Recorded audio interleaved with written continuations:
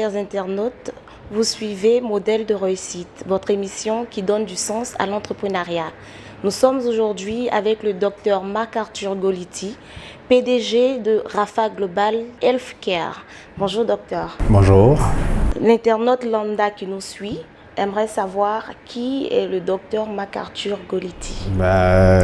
Docteur Marc-Arthur Golity, comme vous l'avez bien dit, docteur, je suis docteur en médecine à la base.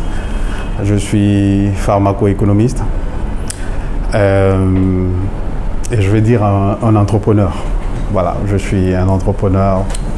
Voilà. C'est comme ça que je me définis, je pense. D'accord, vous vous définissez comme entrepreneur. Très bien. Alors, depuis juin 2012, vous aviez fondé votre entreprise, Rapha Global Healthcare. Comment cela a-t-il été possible?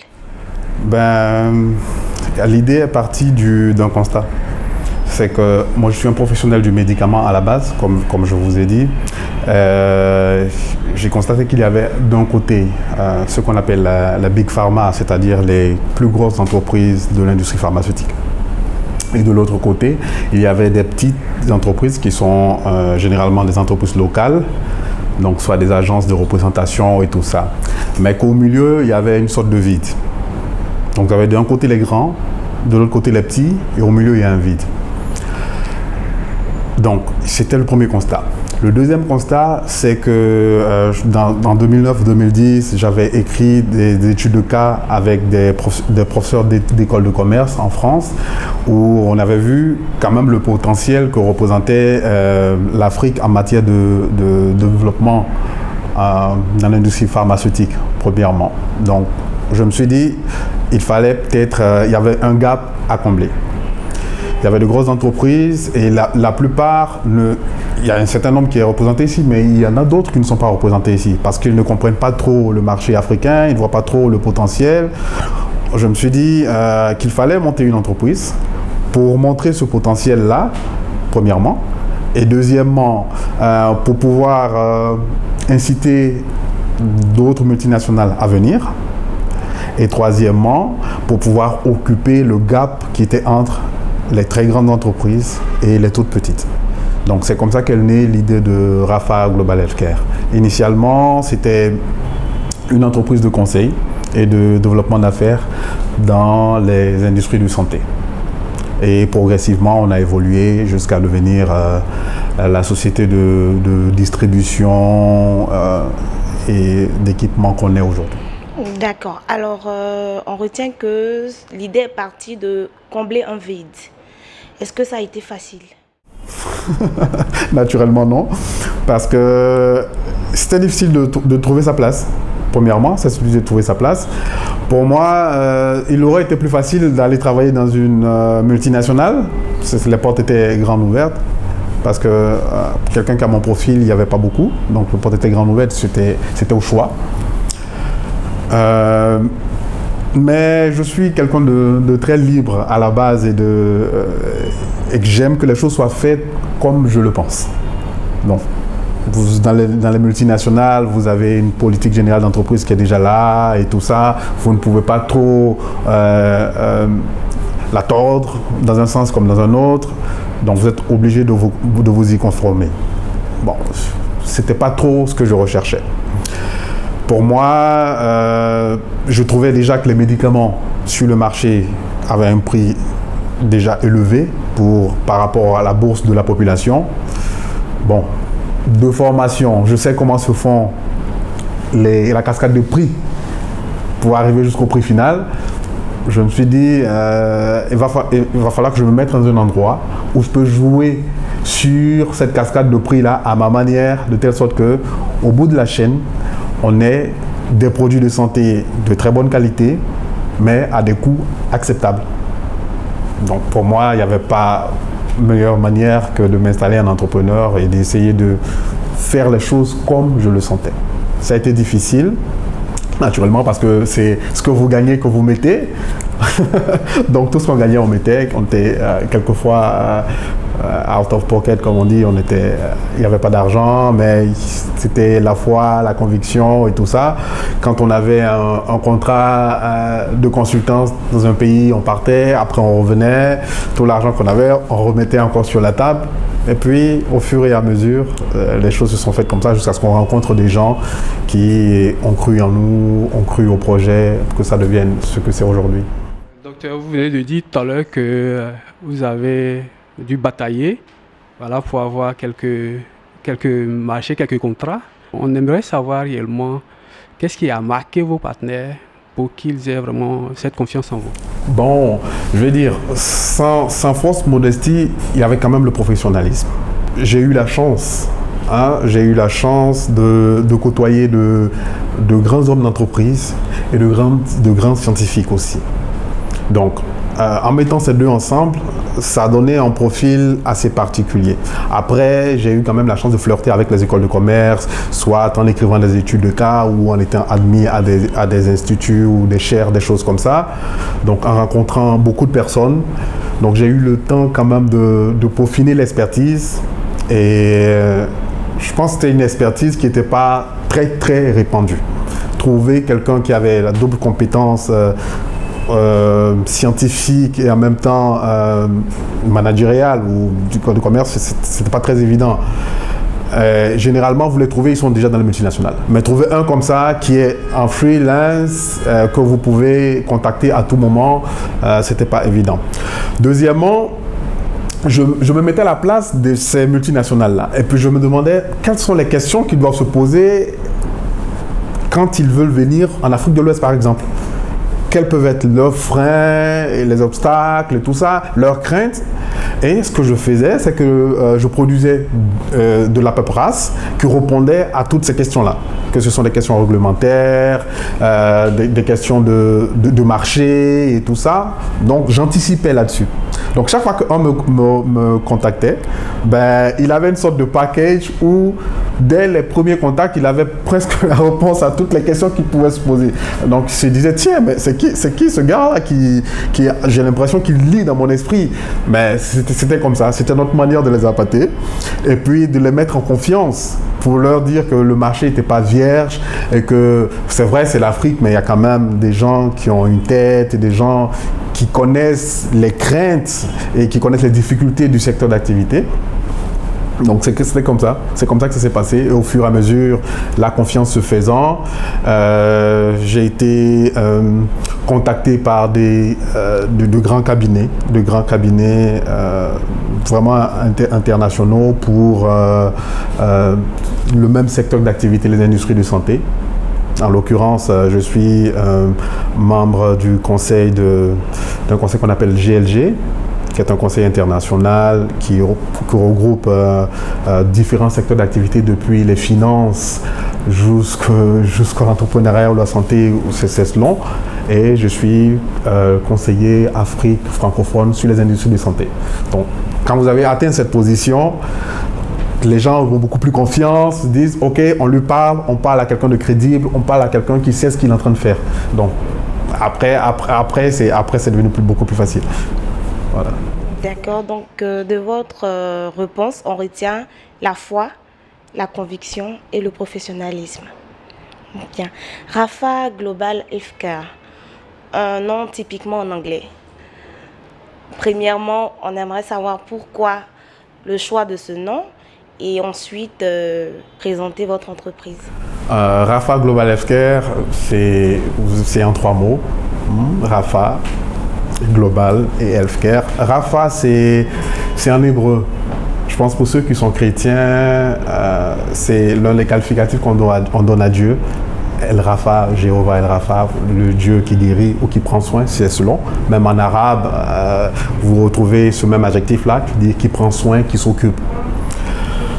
Alors, pour la petite histoire, en 2008, je perdais ma mère d'un cancer du col de l'utérus. Et ça m'avait beaucoup affecté. Quand elle était malade, les médicaments étaient très chers, la chimiothérapie et tout ça. C'est même l'une des raisons qui a fait que je suis allé étudier les médicaments. Parce qu'initialement, je voulais être neurochirurgien. Et quand cette tragédie-là était arrivée, j'ai basculé vers les médicaments. Je me suis dit qu'il y avait quelque chose que je pouvais faire. À la base, je suis très croyant. Je suis très croyant. Et quand il est arrivé le moment de passer à l'acte, c'est-à-dire de franchir le pas pour créer une entreprise, je me suis dit quel était le meilleur nom que je pouvais trouver si ce n'est le qualificatif de Dieu pour prendre soin, pour guérir, puisqu'on parle de santé. D'où le nom Rapha. Après, Global Healthcare, pour ce que ça veut dire. Parce que j'ai une vision assez globale et je dis généralement à 360 degrés des questions de santé. Si vous abordez les questions de santé sous un seul angle, il y a de fortes chances que vous vous trompez ou que vous proposez des solutions qui ne soient pas adaptées. Il faut les aborder sous un angle global, à la fois sociologique, commercial, d'accord, et même politique, si vous voulez, parce que si la politique de santé du pays dans lequel vous vivez ne permet pas certaines choses, mais tout ce que vous avez comme idée commerciale et tout ça, ça ne marchera pas. Si vous avez de bonnes idées commerciales et que sociologiquement les populations ne sont pas attentives, c'est que vous prêchez vraiment dans le vide. Donc, c'est cette approche 360 degrés des questions de santé qui a donné Global Healthcare. Donc, Global Healthcare, c'est en anglais. Pourquoi en anglais? Je me suis dit tout de suite que je voulais donner une dimension internationale à l'entreprise que je créais. Mais malheureusement, ou heureusement, c'est selon, pour ceux qui sont dans le domaine scientifique, vous savez que la plupart de tout ce qui se fait en anglais. Donc, si vous voulez un nom qui dise quelque chose à n'importe qui se trouve aux États-Unis, en Australie ou dans les pays scandinaves, bah, pour moi, c'était l'anglais. Et ça, je crois que ça paye aujourd'hui parce que, parce que tout de suite, quand quelqu'un tape sur Internet, il cherche une société en santé et tout ça, c'est très probable qu'il trouve en premier Rapha Global Healthcare. Voilà. Vous avez une approche, comme vous le dites, à 360 degrés de la santé. Quelles solutions vous proposez pour améliorer le quotidien de nos concitoyens en matière de santé? Alors, Rapha Global Healthcare est une entreprise aujourd'hui qui a différentes business units. Donc, business unit, je ne sais pas comment on peut traduire ça en français, mais business unit.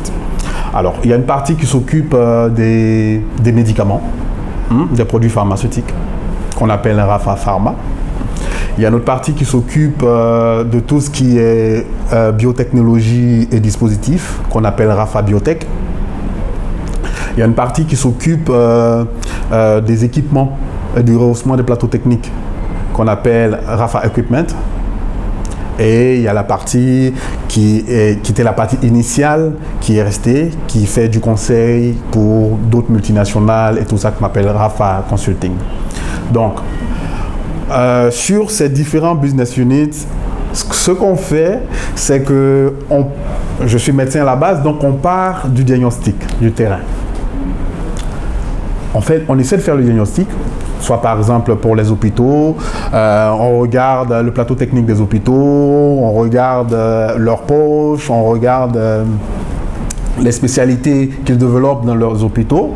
Et nous, après le diagnostic, comme on fait quand vous allez voir un médecin, on propose des solutions. Et on ne viendra jamais, nous, par exemple, vendre un matériel et partir. Jamais. On va vous accompagner. Si vous voulez, par exemple, nous dire, OK, moi, j'ai besoin d'un scanner là tout de suite. On va vous demander, pourquoi vous voulez un scanner? Non, j'ai besoin d'un scanner. OK, qu'est-ce que vous faites comme activité? Voilà. On va regarder tout ça. Si on estime que vous avez besoin d'un scanner, on vous dira. Si on dit, je pense que pour votre niveau d'activité, vous n'avez pas besoin d'un scanner, on va vous le dire. C'est vrai que vous l'achetez, nous, on va se faire un plaisir de vous vendre, mais ce n'est pas ça qu'on recherche. Nous, on veut vous accompagner de telle sorte que vous croissiez et que nous, on croit avec vous. Et notre approche est comme ça. Et sur les médicaments aussi, vous savez, la plupart vont sur des médicaments qu'on trouve partout. Parce qu'ils se disent, c'est plus facile, on connaît déjà les molécules, on n'aura pas beaucoup d'efforts à fournir et on s'engouffre dans la brèche. Nous, on part sur ce qu'on appelle une stratégie de niche.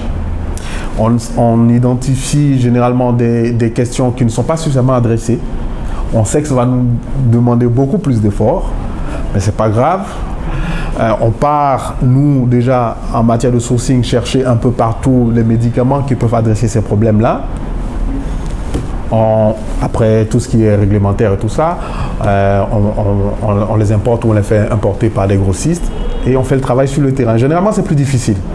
Mais au finish, les populations se rendent compte qu'on répond à un besoin qui n'était pas encore adressé. Donc, nous, on est vraiment sur cette manière d'agir, d'aller au contact, de faire un diagnostic et d'essayer de proposer des solutions qui, selon nous, ne sont pas encore proposées. Voilà, c'est ce qu'on essaie de faire. Et surtout, tout ça avec des coûts assez étudiés, quoi, pour que la population puisse avoir accès. Donc, Dr Golity, vous êtes, comme on vient de le voir, PDG de Rafa Global Healthcare et vous intervenez également à Faster Capital. Est-ce que Faster Capital est un autre projet? Alors, Faster Capital, je ne sais pas si je vais dire que c'est un autre projet. Faster Capital, c'est une multinationale. C'est une multinationale qui est un accélérateur pour les entreprises du domaine du numérique. Alors, comment est-ce que Faster Capital me trouve? C'est un peu comme toutes les autres entreprises m'ont trouvé. Je suis très, très actif au niveau déjà de l'entrepreneuriat à la base. Moi, j'ai 3 passions. Il y a la passion pour les métiers de la santé, l'industrie de santé. Il y a la passion pour les arts. Vous voyez, vous êtes entre le bureau, vous avez vu des tableaux un peu partout. Il y a la passion pour les arts. C'est un autre domaine d'activité. Et puis, il y a la passion pour l'entrepreneuriat en tant que thème lui-même. Et je crois avoir fait soit des publications ou des choses comme ça sur l'entrepreneuriat. Donc, quand Faster Capital, cet accélérateur-là, qui se charge de trouver des projets d'entreprise du numérique, de les porter à maturation et de les cofinancer, quand ils ont regardé sur l'Afrique de l'Ouest, ils m'ont contacté. On a fait des échanges de mails. J'ai été à Madrid pour d'autres activités sur les médicaments et tout ça. J'ai été dans une école de commerce où il y avait des membres de Faster Capital qui avaient été déjà là-bas. Donc on s'est entretenu. Quand je suis revenu, on a décidé que je représenterais Faster Capital sur cette région-là de l'Afrique, donc l'Afrique de l'Ouest francophone. Et donc voilà, depuis on a lancé, je crois, on doit être bientôt au 4e round d'appel à projet pour les financements. Mais c'est des projets pour entreprises du numérique ou des startups du numérique. Voilà. Merci. Vous avez tout à l'heure prononcé un mot qui est très évocateur, les startups. Est-ce que vous pouvez donner une définition pour nos internautes qui vous suivent? Bon, je pense que tout est dans le nom. Start-up. Start pour commencer et app pour croître. Alors, les startups sont, on va dire, une nouvelle génération d'entreprises qui ont un fort potentiel de croissance. Généralement, on parle de start-up dans le milieu du numérique parce que c'est dans ce secteur-là qu'on a vu ces entreprises qui sont passées du simple aucun tube et tout ça tout de suite. Sinon, on peut trouver des start-up partout. C'est-à-dire une entreprise qui naît mais qui a un fort potentiel de croissance et qui généralement fait appel à des fonds parce que l'investissement est généralement un peu de masse. Et c'est l'une des raisons qui propulse, et la technologie aussi qu'on utilise, qui propulse tout de suite cette entreprise-là à des niveaux de rentabilité très élevés. Donc je crois qu'une start-up, c'est un peu ça. Personnellement, j'ai accepté de représenter Faster Capital ici. Pourquoi? Parce que j'estime que le domaine de l'économie numérique est un domaine qui sied aux réalités africaines. Je m'explique. Vous êtes entré ici, vous avez des bureaux à 2 niveaux, il y a des meubles et tout ça, c'est beaucoup d'argent. Hein? Alors qu'avec un ordinateur et de l'intelligence, quelqu'un peut monter une entreprise là. Un ordinateur et de l'intelligence. Moi, j'ai commencé Rafa comme ça avec un ordinateur et l'intelligence. chez moi à la maison. C'est comme ça que j'ai commencé. Et je me dis, on a des jeunes gens très talentueux qui codent comme pas possible, il y a beaucoup de problématiques, que ce soit de la vie commune ou de la vie d'entreprise, qui ne sont pas résolues. Mais ils ont leur ordinateur, ils ont leur cerveau, ils ont leurs mains, ils peuvent veiller les nuits. Ils peuvent monter une entreprise juste avec ça. Donc pour moi, l'économie numérique est une chance pour l'Afrique. On a raté tout ce qui est révolution industrielle et machin et tout ça. La révolution numérique, je pense qu'on ne doit pas l'arrêter. Et surtout, que les jeunes Africains n'aient pas peur de se frotter à l'international. L'une des caractéristiques de Faster Capital, c'est quoi? C'est que les appels à projets sont internationaux. Quand on fait un appel à projet, aussi bien le petit russe ou l'américain ou l'australien comme le nigérian soumettent en même temps. Tous les projets sont passés au même crible. On ne dira pas, ah oui, il y a un crible pour les Africains. Non, tout le monde au même crible. Et quelquefois, vous avez 20 000 projets, 10 000 projets, 15 000 projets et on en retient 60 pour un land. Donc vous comprenez que c'est corsé. Pour moi, il ne faut pas avoir peur de la compétition internationale. Voilà. Donc, en les mettant face à cette réalité-là, ils vont repousser leurs limites et donc proposer des solutions qui sont beaucoup plus viables et qui peuvent répondre aux problèmes qu'on retrouve ici en Afrique. Ok. Donc, est-ce que vous pensez que les startups aujourd'hui peuvent contribuer au développement économique de notre pays? Mais bien sûr, bien sûr. Bien sûr, parce que je prends un exemple simple. Vous avez ce jeune Camerounais là, qui a inventé le cardiopad. Ok? Le cardiopad est comme son nom l'indique, pad, c'est une tablette qui permet de faire à distance des diagnostics de problèmes cardiaques. Vous avez cet autre jeune Sud-Africain qui a inventé ce dispositif-là qui permet, c'est vrai, de faire le diagnostic d'un paludisme, mais aller plus loin, de déterminer quelle souche de plasmodium vous a donné le paludisme et donc de vous indiquer lequel des médicaments sera le plus efficace. On gagne en temps et on économise en argent. Vous voyez ? J'ai pris des exemples de start-up dans le secteur médical, puisqu'on est dans le secteur médical. Pour vous dire quoi? Effectivement, oui, ça peut permettre de faire ça. Là, actuellement, on travaille sur un projet révolutionnaire avec une société de téléphonie mobile anglaise. Sur un projet de e-santé, mais qui, je pense, par la grâce de Dieu, cette solution-là, quand elle sera déroulée, mais je pense permettra de combler beaucoup de problèmes de santé publique. Mais c'est dans un esprit de start-up et de technologie. Naturellement, que ça peut permettre de combler certains vides et répondre à beaucoup de questions. Ça, c'est de 1. De 2, vous imaginez le nombre d'emplois qui peuvent être créés. Voilà, c'est bon. Vous aviez dit un peu plus haut que vous avez 3 passions. Voilà, l'entrepreneuriat, la santé et les arts. Mais vous intervenez également en développement personnel. On le sait, qu'en Afrique, le développement personnel, les gens n'en voient pas souvent l'importance. Souvent même, ils ignorent carrément. Voilà. Qu'est-ce que vous pouvez dire là-dessus? Le développement personnel, je pense, devrait être du quotidien de tout le monde. Moi, j'ai reçu ce que j'appelle mon premier livre de développement personnel à l'âge de 14 ans.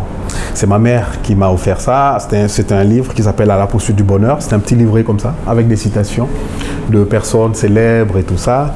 J'avais 14 ans. Je vois, c'était mon cadeau d'anniversaire. Bon, je passe mon temps à lire. Et j'ai compris que ce qu'on lisait finissait par agir sur notre personnalité. Et c'était pareil, vous lisez la Bible et tout ça, vous rendez compte que ça agit sur votre personnalité. Je me suis dit, tiens, donc je pense que plus je vais lire, plus je vais emmagasiner des choses. Je n'aurai pas besoin de vivre des expériences, mais je veux profiter des expériences que d'autres personnes ont vécues pour les capitaliser. Ça, c'est de 1. Donc depuis l'âge de 14 ans, je ne sais même plus le nombre de livres de développement personnel que j'ai lus, je ne sais même plus. Et puis, en 2009, j'ai rencontré aussi un monsieur qui est un de mes mentors, qui est un grand monsieur, qui lui aussi est de base scientifique comme moi, mais qui est un grand enseignant de marketing, donc qui a été même reconnu au plan mondial comme un des plus grands enseignants de marketing. Il est aujourd'hui vice-doyen, vice-directeur de la Schema Business School, qui est une école de commerce en France, en Chine et aux États-Unis. Un grand monsieur de l'industrie du luxe qui m'a dit MacArthur, tu sais, je te vois, tu veux rentrer dans les écoles de commerce et machin et tout ça, mais moi ça fait longtemps que je recrute, ça fait plus de 20 ans que je recrute des hauts potentiels. Et je sais reconnaître des hauts potentiels, je crois que tu en es un. Mais je vais te donner un conseil. Ne te comporte pas comme quelqu'un qui a ses deux jambes pour marcher, mais qui cherche absolument des béquilles. Ça m'a frappé. Ça m'a frappé. Et ça m'a fait beaucoup réfléchir. Je pense que je suis devenu en partie entrepreneur grâce à ce monsieur-là. Et j'ai compris que même de simples paroles pouvaient changer le cours d'une vie. Ouais. Et je me suis dit, mais pourquoi pas? Et donc depuis, je pense qu'il y a beaucoup de jeunes entrepreneurs ou d'étudiants ou de personnes que j'ai eu soit à encadrer ou que je continue d'encadrer. Il y en a qui sont en école de commerce, il y en a qui sont de formation scientifique, il y en a qui sont carrément des entrepreneurs qui viennent d'autres secteurs d'activité et ça ne les emplit pas. Et je prends plaisir à le faire en fait. J'ai beaucoup de filleul pour ça. Je prends plaisir à le faire. Vous avez tous vu pour la course, les primaires américaines, vous avez dû voir le docteur Ben Carson qui se présentait pour être le candidat républicain. Alors Ben Carson, je lis un livre dans ma quête de lecture. Je lis un livre en 98, Les Mains du Miracle, je tombe sur Ben Carson. Une histoire extraordinaire d'un fils du ghetto qui arrive carrément jusqu'au sommet de ce qu'on appelait la science, quoi. Un grand monsieur. Je me suis dit, waouh. Et il avait un triptyque, pour lui, c'était Think Big. Il faut toujours penser grand. Parce que vous finissez par devenir ce que vous pensez. Et c'est quelque chose que je crois. Vous finissez par devenir ce à quoi vous pensez. Si vous finissez, il ne suffit pas seulement de se répéter des choses. Moi, j'ai fait des expériences parce que j'ai collé des choses aux cheveux de mon lit, répété, tout ça. Mais c'est pas ça. Il faut que vous vous appropriez la chose. Mais si vous finissez par vous voir comme grand, vous finissez par devenir grand. Ça, je le crois fermement. Donc, on retiendra que le développement personnel, c'est aussi ce que les professionnels appellent la loi d'attraction. Ben, la loi d'attraction, c'est une partie. La loi d'attraction est une partie de ce qu'on enseigne dans le développement personnel. C'est une partie, mais ce n'est pas tout. Voilà, lors du 9e Congrès international Arc of Europe, à l'hôtel intercontinental à Francfort en Allemagne, voilà, vous avez honoré la Côte d'Ivoire en remportant le prix Arc of Europe for Technology and Quality. Est-ce que vous pouvez nous en dire un peu plus sur cette distinction? Alors, c'est un congrès qui réunit, je crois, chaque année dans diverses capitales du monde, New York, Francfort, Londres, Paris, Moscou, Genève, des entreprises venues de secteurs d'activité différents. Depuis le monde des finances jusqu'au monde des arts, en passant par tout ce que vous voulez. Même de l'économie numérique. Et lors de cette convention sont primées des entreprises qui sont choisies parmi celles qui sont là selon des critères bien définis. Je crois cette année, il y avait à peu près 72, des entreprises venaient de 72 pays, de tous les continents. On a eu même droit à des viennent de Mongolie, des choses comme ça. C'était assez particulier. Personnellement, c'était la première fois que je participais à un congrès pareil. J'ai l'habitude de tout ce qui est séminaire et congrès de mon domaine d'activité, mais qui réunissent autant de secteurs d'activité différents. C'était la première fois. Et Dieu merci, on a pu remporter ce prix que vous voyez là, qui est le Arc of Europe for Quality and Technology. Bon, les votes se font par les PDG, parce que les PDG d'autres entreprises qui ne vous connaissent pas vraiment, pas forcément, à part tout ce qui est, il y a des critères de notation. Et avant le congrès, BID, qui est cet organisme qui organise ça, prend le soin de récolter via les ambassades ou les chambres de commerce ou Internet ou les grandes conférences internationales ou les grands organismes des différents secteurs, récolter des informations sur vous, sur comment est-ce que vous interagissez avec vos clients, les résultats que vous avez eus, des choses comme ça. Et ce sont d'autres PDG qui votent.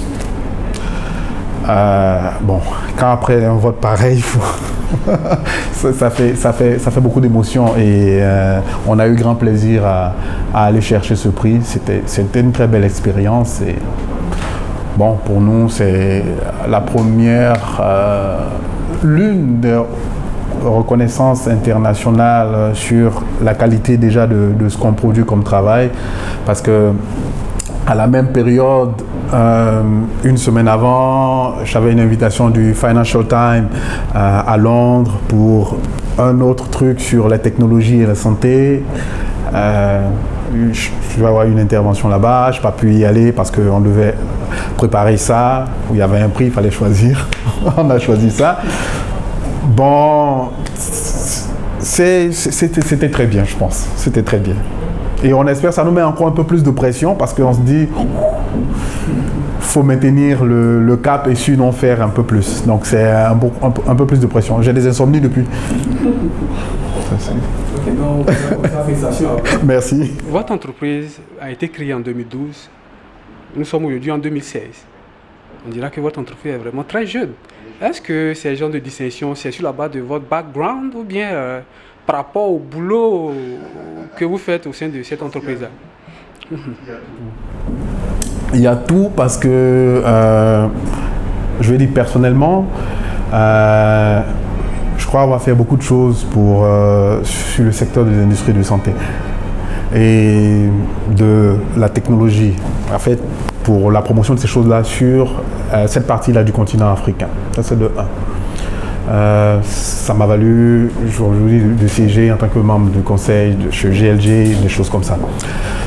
Deuxièmement, je pense de nos activités sur le terrain. Parce que depuis quand même, de 2012 à 2014, on faisait le conseil. À partir de 2014, on a été rejoint par 2 autres entreprises. Une entreprise américaine qui s'appelle Electra, qui elle est dans tout ce qui est processus industriel et tout ça, qui a pris des parts dans RAFA, et une entreprise située dans les îles britanniques qui s'appelle Africa Media One, qui est dans le trade. Donc du coup, nos activités ont pris une autre dimension.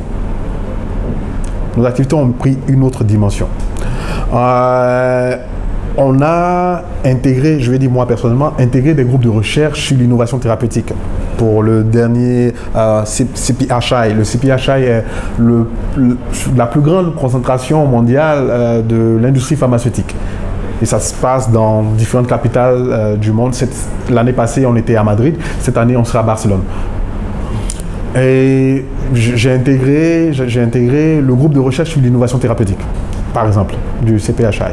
Ça, je vais dire, en tant que reconnaissance, c'était déjà donné.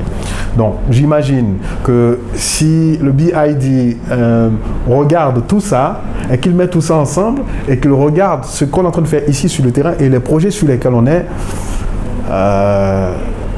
oui, ça se tient. Et tout à l'heure, vous parlez de projets. Est-ce que vous avez des projets déjà en cours? Oui, on distribue des produits de santé basiques, enfin, en griffe basique, mais de très bonne qualité suisse ou des choses comme ça. Notamment, on a un produit qui est un de nos produits phares qui s'appelle le Cerdac. Je sais pas un truc sur la table là, qui est un pansement révolutionnaire. Quand je dis révolutionnaire, c'est vraiment révolutionnaire, à base de microspores de céramique, qui est extraordinaire en tant que pansement. Franchement, c'est... Alors, pour la petite histoire, ce pansement-là a reçu le prix AIS 2005 de l'innovation thérapeutique. Ça veut dire ce que ça veut dire. Et c'est la première fois que ce produit-là est commercialisé dans un pays francophone, y compris la France. Et c'est nous qui le faisons ici. Et là, on est en train d'étendre sur le Sénégal, le Burkina et tout ça. Ça, c'est un autre. Après, sur ce qui est équipement, je pense quand même que d'ici quelques mois ou la fin de l'année, vous allez voir ici sortir à Abidjan de nouveaux types de blocs opératoires. Vraiment qui répondent aux normes internationales. Parce que tous nos clients, on a fait ça. Il y en a d'autres où le matériel est arrivé, les équipes techniques vont venir pour les installations et tout ça, pour les formations. Assez rapidement, on s'est installé en tant que distributeur en 2014. On a aujourd'hui pour clients les plus grosses structures de santé de la place, depuis la PISAM jusqu'à la nouvelle clinique Farah, tout ça. En un rien de temps, c'est vous dire la qualité du travail qui se fait. Et ça ne s'arrête pas parce que on va là devenir un hub sous-régional pour une des plus grosses sociétés italiennes de design d'hôpitaux et d'équipements d'hôpitaux, qui a dans son dos aussi une grosse société comme ça sud-africaine. Et là, je vous ai parlé du projet de e-santé qu'on est en train de mener avec cette société de téléphonie britannique, avec des partenaires locaux ici, de téléphonie mobile aussi, et de banque. C'est quelque chose de... Voilà, donc on veut dire en quelques années, on a fait des choses que les gens prennent peut-être 5 ans ou 10 ans pour faire. D'où l'esprit des startups, c'est-à-dire des entreprises qui naissent avec un fort potentiel de croissance. Et ça, le potentiel de croissance, je vous disais, ça nécessite, c'est vrai, beaucoup d'investissement, mais beaucoup de technologie aussi et beaucoup d'intelligence économique. Bon, Dieu merci, on a dans notre équipe, je suis la face visible de l'iceberg, parce que j'ai créé l'entreprise, mais sinon, on a dans notre équipe, avec les différentes entreprises que je vous ai citées, mais des gens qui ont la soixantaine et tout ça, qui depuis des vingtaines d'années, des trentaines d'années, connaissent le monde industriel, le monde du trade et tout ça. Donc, voilà un peu. Et donc, vous disiez tantôt que vous livrez vos matériels dans les grands hôpitaux. Pourquoi ne pas penser à vous-même créer des hôpitaux? C'est un de nos projets. Okay. C'est un de nos projets. De créer des hôpitaux, je ne vais pas dire 7 étoiles, parce qu'on a vu les hôpitaux 7 étoiles. Hein? On a vu des hôpitaux 7 étoiles, on discute avec eux et tout ça, mais c'est un de nos projets. Ok. Ok. Et on connaît aussi, vous avez parlé tout à l'heure de e-santé, on connaît le e-commerce. E-santé, e-commerce qui est le commerce en ligne. E-santé, est-ce que pour nos internautes, on peut avoir un petit détail là-dessus? E-santé, c'est comme son nom l'indique, c'est tout ce qui utilise la technologie Internet ou GSM, d'accord, pour répondre à des questions de santé. Et aujourd'hui, on a la chance, quand même, nous, d'avoir un des dispositifs de e-santé les plus évolués au monde. Et donc, qui a même été approuvé par la Société financière internationale. Et aujourd'hui, cette solution-là est en train d'être déployée un peu partout en Inde, dans les pays de l'Est et tout ça. Par la grâce de Dieu, on espère qu'on pourra la déployer ici, qu'on pourra avoir l'appui institutionnel de l'État. On a déjà commencé les contacts pour ça. On espère que d'ici un an, on pourra déployer ça et que à partir de vos téléphones et qu'à partir de vos cartes, vous pourrez avoir accès à des dispositifs de santé de telle sorte que même la personne qui est jusqu'à 35 km de la dernière antenne relais de téléphonie puissent avoir accès à une consultation en ligne avec des examens paracliniques comme les échographies, les tests sanguins pour le glucose ou le paludisme en temps réel, même si vous êtes à 35 km de la dernière antenne relais de téléphonie. Ça, c'est quelque chose. Et ça ne va pas forcément coûter plus cher que ce qu'on a l'habitude de voir. Vous nous faites rêver, Oh, mais oui, bien sûr. Ça me rappelle, une fois, on était allé voir dans une clinique. On a parlé avec le professeur de la clinique. Quand on a fini, j'ai la photo sur mon ordinateur. De temps en temps, je regarde, ça me fait rire. Et il me dit, docteur, vous êtes en train de nous faire rêver. Je dis, ok, mais c'est bien une première étape. Que vous acceptiez le rêve et que vous disiez que le rêve est possible. La deuxième étape, c'est qu'on va réaliser votre rêve avec la grâce de Dieu. Et c'est ça, je vais dire, on rit, mais tout commence par un rêve. Si vous ne rêvez pas, ça vous êtes déjà mort, quoi, même si vous êtes vivant. Voilà. Docteur Marc-Arthur Golity, voilà, nous sommes au thème de notre entretien. Un mot à l'endroit de tous ceux qui nous regardent aujourd'hui. Ben, c'est merci, premièrement. Merci parce que on sent de l'enthousiasme et des choses et tout ça.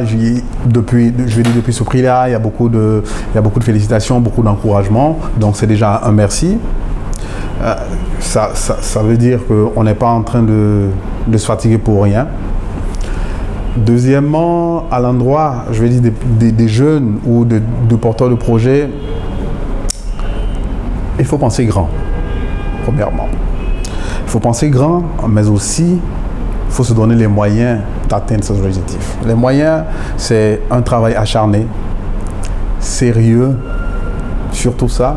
Parce qu'il ne faut pas faire un truc aujourd'hui, demain on passe à autre chose, on ne comprend rien. Il faut être assidu, sérieux et ne pas avoir peur de la concurrence. J'ai vu souvent des gens faire des choses, se disent « Ah mon cher, pour l'Afrique ça peut passer, comme c'est chez nous ici là ça peut passer ». Non, le baromètre, c'est pas chez nous ici, c'est l'international. Est-ce que si on vous met en compétition avec une entreprise internationale sur le même secteur d'activité, est-ce que vous allez pouvoir tenir? Si vous pouvez répondre oui à ça, c'est que vous êtes sur le bon chemin. Si ce n'est pas possible, c'est qu'il y a encore du travail à faire. Bon. Et un mot à l'endroit de nos gouvernants, franchement, entre ce qui est dit pour encourager à l'entrepreneuriat et ce qui est fait sur le terrain, franchement, le gap est énorme. Le gap est énorme. Les entreprises, les PME n'ont pas besoin de discours, elles ont besoin d'actes. Les PME, vous imaginez, moi j'ai reçu ici des porteurs de projets ou des jeunes entrepreneurs du numérique et tout ça, mais qui ont lancé leur entreprise il y a peut-être 2 ans, mais qui aujourd'hui sont assaillis par les impôts par exemple. Ils sont asphyxiés. Mais on ne peut pas inciter des gens à aller au guichet unique, oui, monter des entreprises là tout de suite et maintenant, et puis au bout de 2 ans, on est en train de les étrangler. Mais comment vous voulez qu'elles arrivent à produire de l'argent et à produire de l'emploi? Ce n'est juste pas possible. Parce qu'au pire des cas, le gars il est assailli, il ferme et puis c'est tout. Mais je ne crois pas que c'est de ça qu'on ait besoin. Donc il faut quand même que l'État prenne des dispositions pour que l'incitation à l'entrepreneuriat ne soit pas qu'un vœu pieux, mais qu'il y ait des mesures d'accompagnement.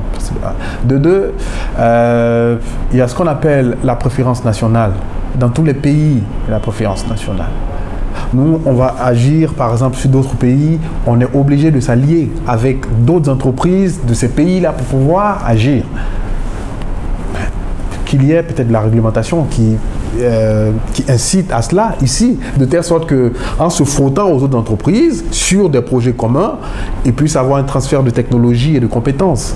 Il n'y a que de cette manière-là qu'on peut atteindre, je pense, l'émergence qu'on appelle de accord et acquis. Il n'y a que de cette manière-là qu'on peut. L'État met les bonnes règles et les entrepreneurs créent les bonnes entreprises et font ce qu'il y a à faire. Voilà. Alors, je vais inciter chacun à se connecter sur Magic Builder TV qui ouvre plusieurs lucarnes à l'entrepreneuriat. Au finish, on a le même objectif, c'est de créer des générations d'entrepreneurs. Je vous souhaite plein succès et que Dieu vous regarde. Comme pouvait le dire le docteur MacArthur Golity, penser grand et se donner les moyens pour y arriver. Chers internautes, modèle de réussite pour aujourd'hui, c'est terminé. Merci et à très vite pour un autre numéro. Au revoir.